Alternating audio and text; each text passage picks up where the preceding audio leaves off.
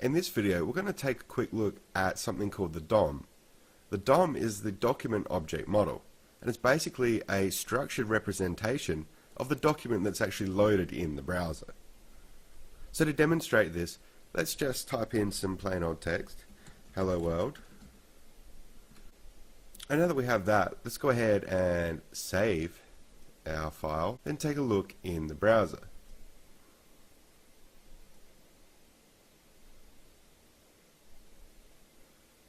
As you would have expected, we just have our simple hello world text. But what we can do is we can actually right click in the browser window and select inspect element.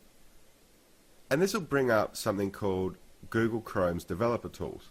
And here we have the elements panel selected by default.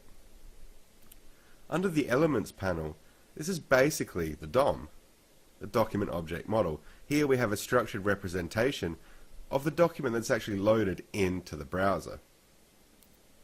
When we start to get into JavaScript and other scripting languages, we can actually manipulate the content or manipulate these elements inside the DOM.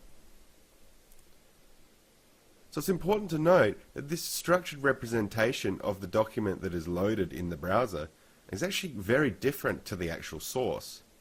In this case, we won't see any difference between what is loaded up in the elements panel and the actual source. But as you start to work with scripting languages and start manipulating the DOM, we will actually have a vast difference between the actual source code and what is contained within the document object model. So to give you a brief overview of what I'm talking about, we can actually right click and go view page source as well. And this will always be exactly what we've typed into our HTML file. So always remember that the actual source code can be different or can differ from the actual DOM, the structured representation of the document that is loaded in the browser.